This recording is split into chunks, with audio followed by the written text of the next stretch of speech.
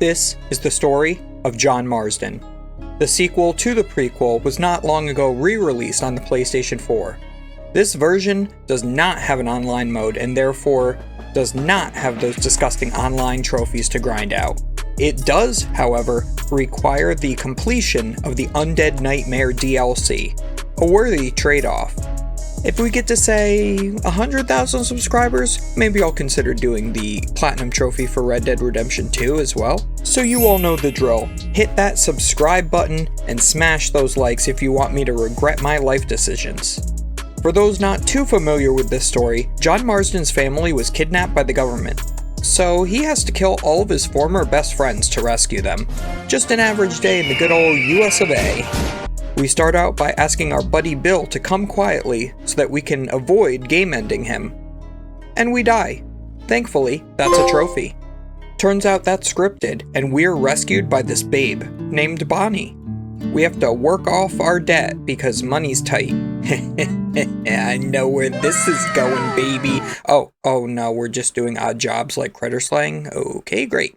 We have this flirty horse race, and after, Bonnie asks us to keep her company. Now we're talking. Oh, come on! I did my first stranger mission, finding this old woman's husband, and oh. Huh. Well, at least that's a trophy. I also brought in my first bounty hunting target and took him alive for the extra cash, which turned out to be a trophy as well.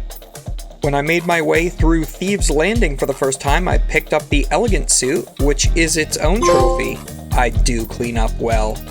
I've done a lot of missions to put together a small army to take on Bill Williamson's fortress. I jump out of the Essential Oil Man's wagon with a Gatling gun and mow everyone down. Only to find out, Bill escaped to Mexico. Now, my editing software was messing up and made me think that I lost the footage to the Fort Assault. So I had this reenactment made to replace it, only to discover the footage after a reboot of my computer. But I'm kind of proud of it, so I'm going to add this in anyway. I've come for you, Bill Williamson.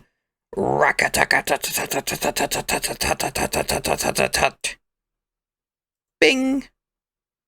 Next up, I bought my first rare weapon from a shop. I also took down a couple of gang hideouts.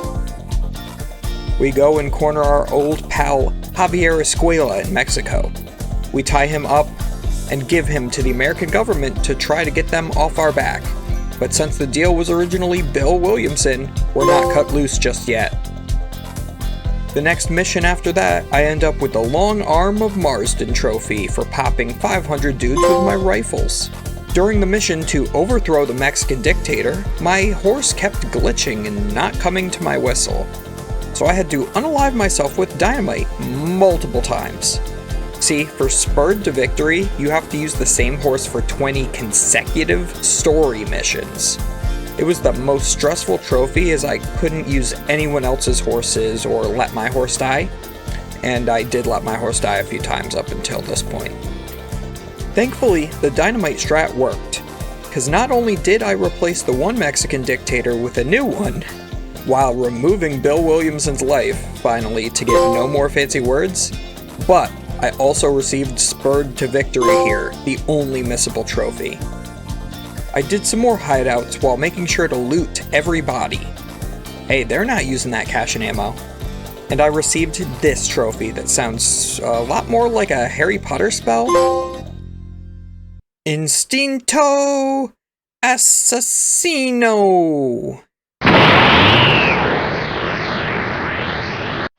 I took this shop robber down, and looting his body got me the trophy for earning $10,000 over the course of the game.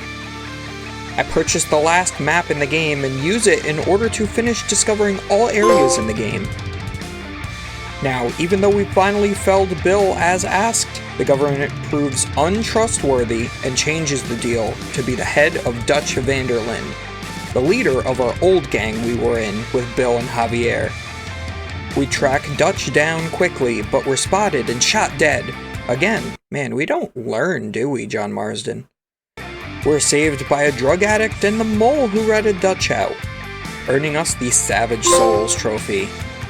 We set Dutch on fire at his base camp and chase him to the top of the mountain. With no escape and a refusal to be imprisoned, our time has passed. Yeah.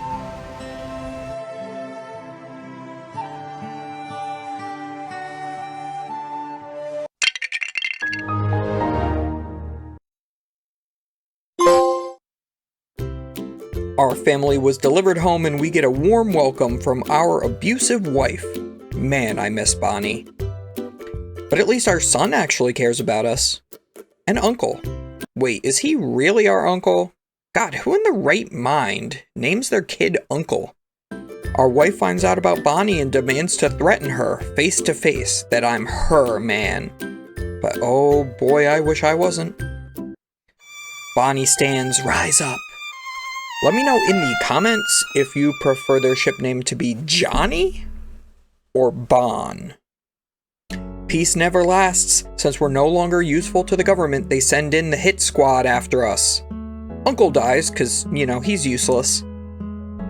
We cover our son Jack and his mother as they run away.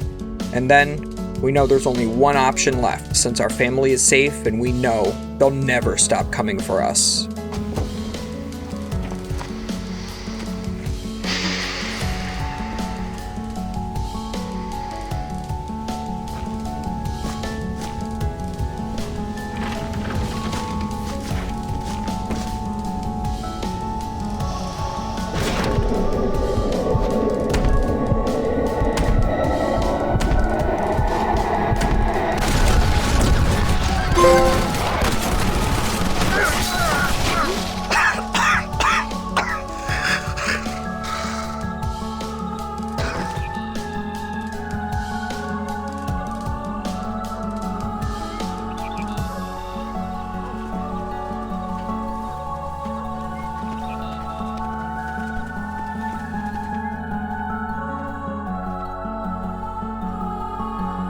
Jack looks on at his father's grave, knowing that there's still a job to be done.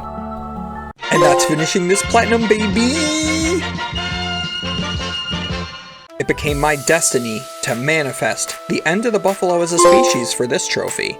Then, right after, during a quick bounty pickup, I deleted some of the dude's friends to finally max out my good honor rating.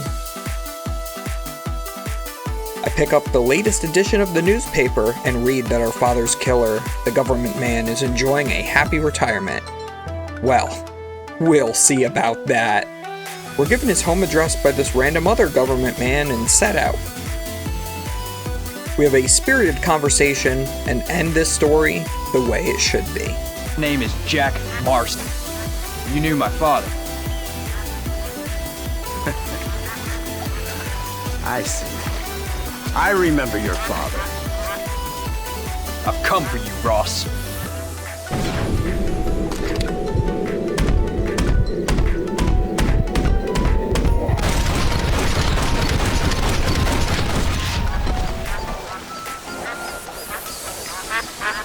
I received the trophy for completing 15 missions from strangers. And the one for tying up that last loose end. Also, I looted his body. Wouldn't want his pockets to go to waste now, would we? Next, we have to commit a crime against humanity for this next trophy. I'm sorry in advance.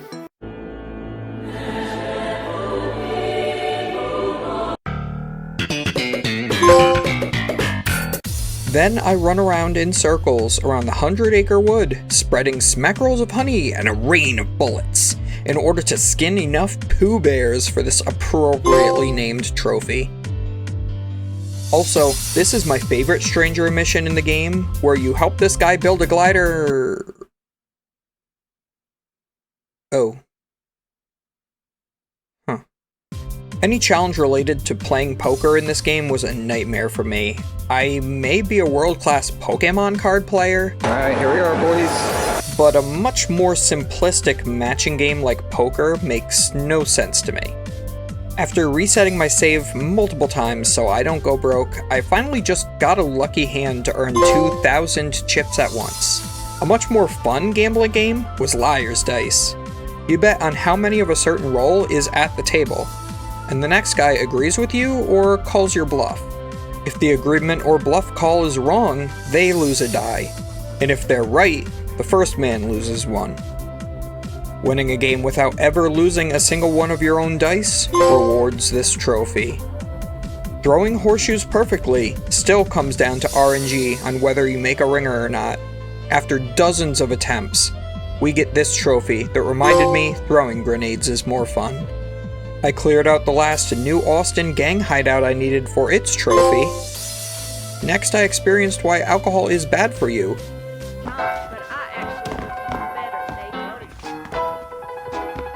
You know that Injun who's always in the saloon? There's a chief once, a big one.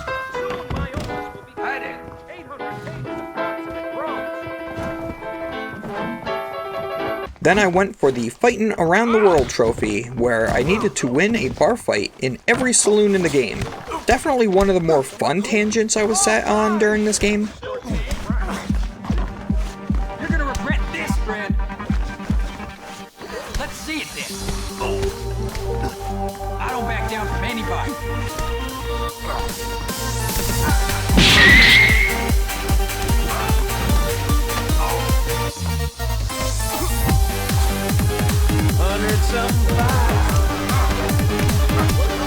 What are you scared of?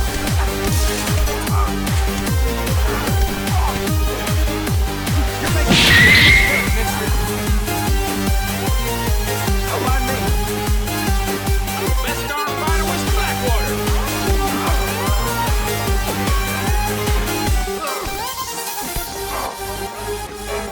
You're up against the guy. I'm gonna hurt shit.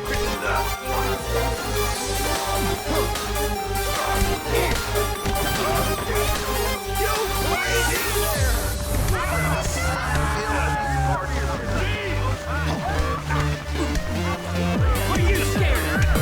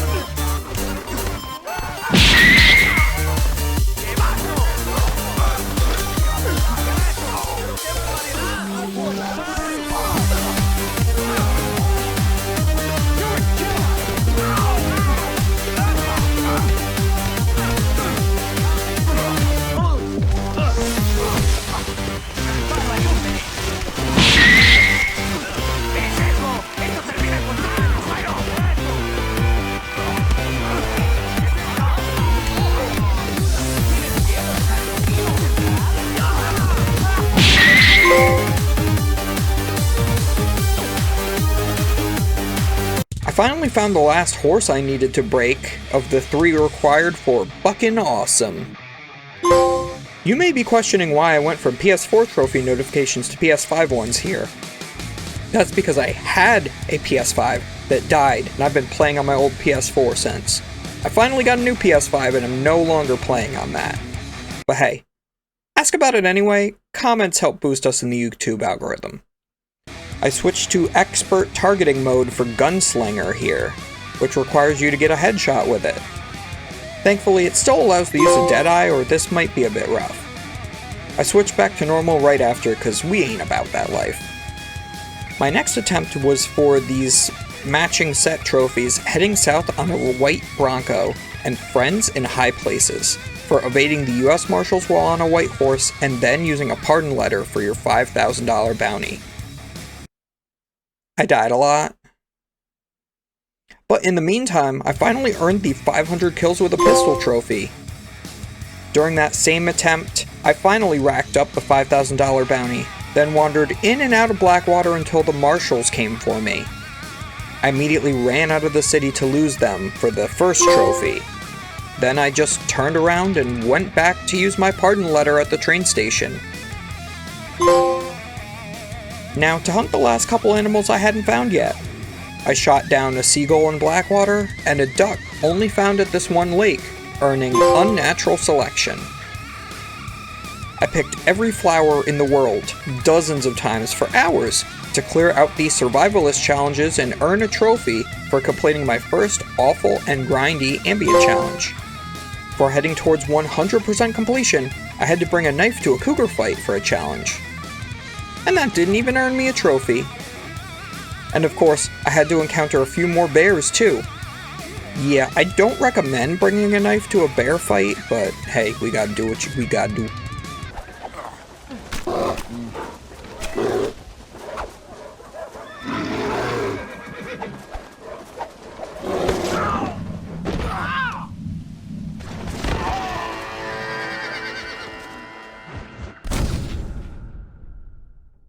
After about 5.5 hours of boring, grindy challenge grinding, and repeated deaths, I cleared the easiest gang hideout only using tomahawks to finish its final challenge and unlock the Axe Master trophy. I needed 1 gold medal for a bronze trophy named Gold Medal. This needed to be specifically a combat mission, and the easiest is the one where you meet the Essential Oil Man.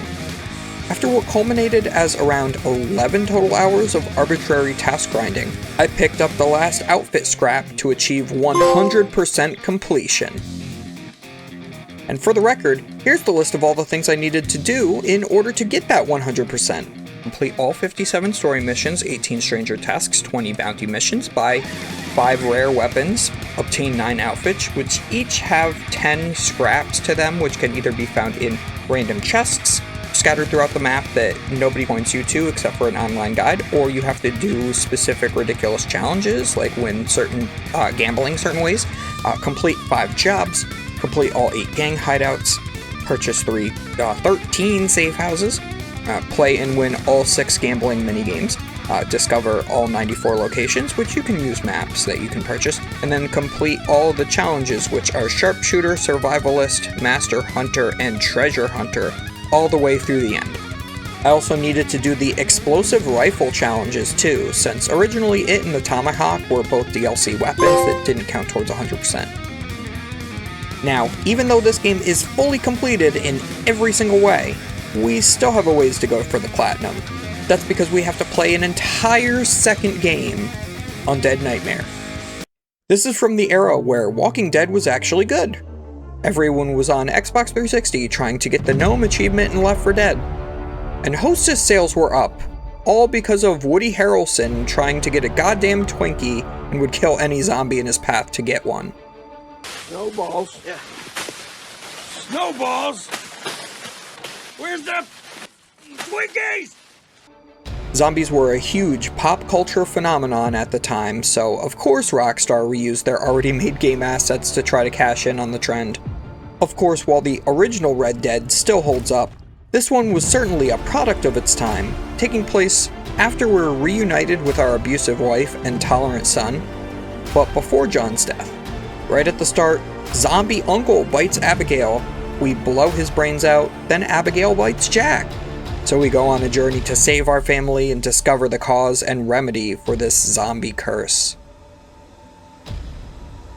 Since ammo is scarce in this game, you have to spend a lot of early game bludgeoning corpses with a torch.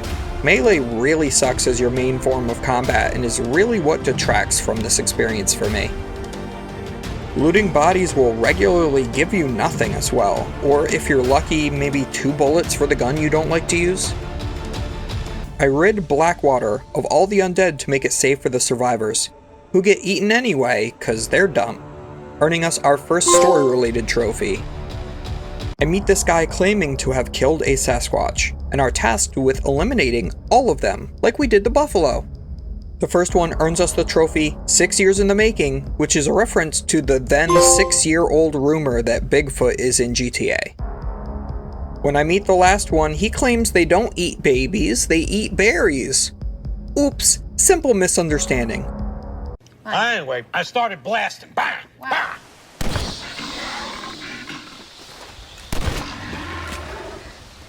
Hey, I can't trust a furry, sorry. I got a notification that a mythical creature spawned near me. So upon investigating, I found and broke the horse of the apocalypse, Pestilence. He's not the only mythical horse I need to find, so I'm glad I found him on accident. After clearing the herd from a dozen towns, I also run into the next horse of the apocalypse, War. My favorite horse in the DLC. He's pretty metal. It makes me feel like I'm that cowboy dude from the Nick Cage Ghost Rider movie. After completing some tasks from our essential oil diffuser, he gifts us this gun that uses undead ribs as ammo. Nice! And we're awarded another story trophy. I run into the next horse of the apocalypse called Famine, and I break him, unfortunately losing access for now to our boy War. Ooh, this boy is stinky, look at them there flies! I trudge through the remaining towns and clear the zombie hordes from them, earning spinning plates for them all being safe simultaneously. We complete tasks for Mother Superior for her trophy, the Superior Dance. Our old pal Abraham is still committing crimes of sexual assault, even as of a lifeless corpse. Turns out, zombies were caused by him stealing Jim Carrey's mask from a crypt beneath his mansion. Somebody stop me! Returning it sets everything back to normal. At least until in the post-game, Seth steals it because he likes screwing dead people. But good news, because that brings John back to life as well. Well, sort of. This earns us the story completion trophy, as well as gifts us the final horse of the apocalypse we needed to find, Death. Now, back to our regularly scheduled post-game grind, where we have another dumb list of menial tasks to do again. This, of course, meant doing awful things like bringing a torch to a bear fight.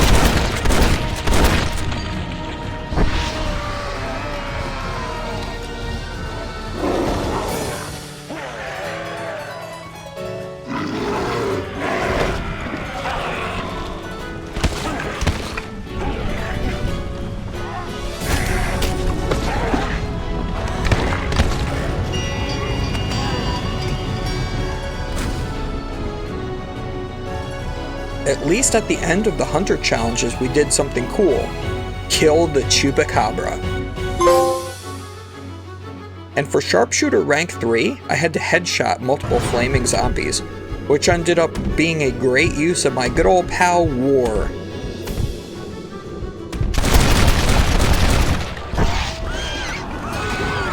A trophy I skipped in the main game that's still earnable here is the 500 kill trophy with a mounted weapon. It's a lot easier here with infinitely respawning zombies and only took me about 20 minutes. When I found my last hidden treasure, I completed all the Undead challenges for the Mad Marsden trophy. This leaves us with one final task to reach 100% in the DLC and the Platinum trophy. You see, we broke all 4 horses of the apocalypse, but there's still one more mythical steed to obtain.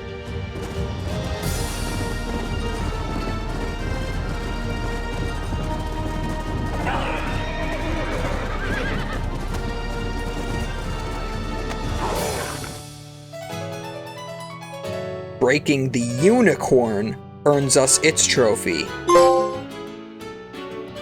The 100% trophy, and the Platinum trophy in one fell swoop. If you all made it this far, make sure you smash that like button and subscribe to the channel to make sure you don't miss out on any future videos. Maybe someday we'll do Red Dead Redemption 2. I'm gonna need a lot of mental preparation for that though. We'll see you all next time.